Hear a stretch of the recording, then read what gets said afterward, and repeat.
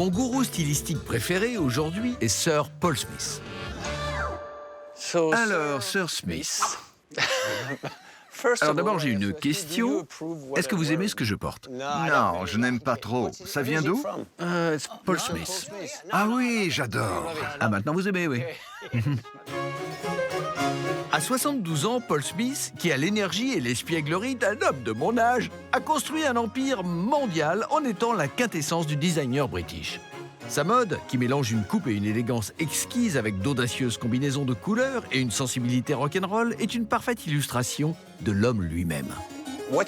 Comment définiriez-vous le style anglais? Je pense que c'est Savile Row, cette rue connue pour ses tailleurs, mélangée à Mr Bean. C'est-à-dire une irrévérence inattendue avec des revirements très classiques. Tout est très homogénéisé. Alors ajouter un peu d'excentricité ou de caractère, c'est de plus en plus indispensable. On ressent assurément cet esprit excentrique en entrant dans le sein des saints de Paul Smith. Voici le bureau du patron. J'aime la déco minimaliste. Très japonais. Paul, qui débute sa journée de travail à 6 heures tous les matins, aime à s'entourer de jouets, de curiosités Vous voulez un coup de main? et de montagnes de souvenirs. C'est qui? Il s'appelle David Bowie. Un garçon très spécial. Certains appelleraient ça de la camelote, mais pour Mr. Smith, c'est une constante source d'idées. On pioche n'importe où et on trouve de l'inspiration. Ici, vous avez des boîtes d'allumettes. Là, cette couleur, ce motif, ça peut donner un t-shirt ou une manchette. Et quand on pense que cet homme dirige une entreprise qui fait plus de 200 millions de livres de chiffre d'affaires par an, c'est bon, je crois que c'est sec, là. Empilé à même le sol se trouve une importante collection de maillots de cyclistes. Cela remonte à la grande passion d'enfance de Paul. J'adorais le cyclisme.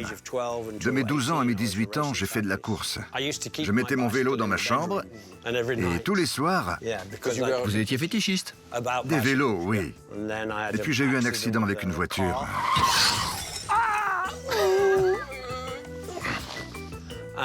C'est là que j'ai découvert le monde de la mode.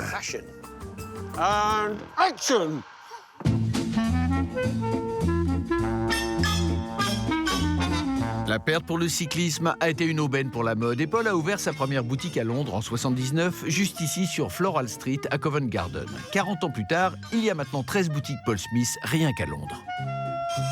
Donc là, c'est la première boutique londonienne. Oui, je l'adore. Après m'avoir montré sa nouvelle ligne de costumes de voyage infroissables, Paul n'a pas pu résister à me donner un tuto mode. L'avantage d'un costume, c'est qu'on peut le rendre chic ou décontracté. Avec un polo, par exemple. Là, c'est plus estival. Une chemise en jean. Feriez un bon vendeur, hein? Je l'ai été. Et enfin, il m'a aidé à choisir une cravate. Ça m'a l'air bien. Pas besoin de chemise, hein.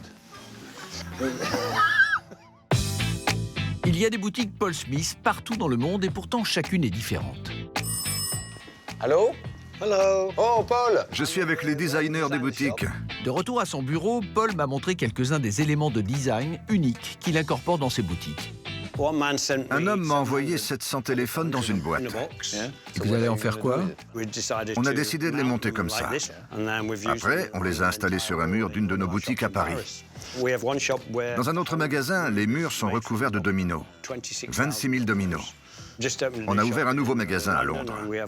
On a utilisé 97 000 yens japonais.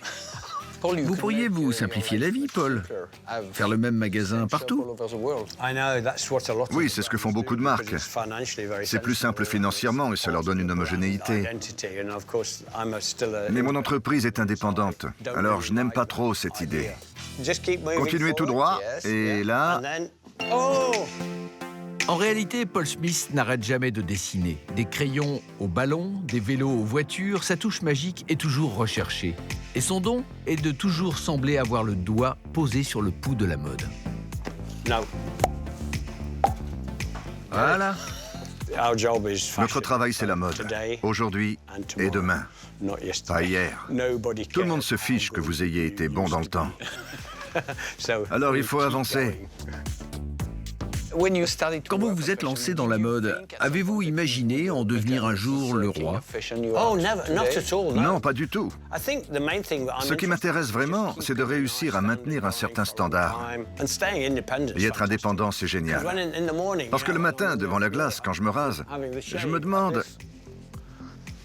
Alors, qu'est-ce qu'on fait aujourd'hui? On fait un peu de design. Ok, merci, salut. Pas de patron, pas d'actionnaire, pas de compte à rendre, c'est génial. Vous n'êtes jamais stressé par tout ce poids sur vos épaules? Non, jamais. Yeah. Oui, faites gaffe quand même.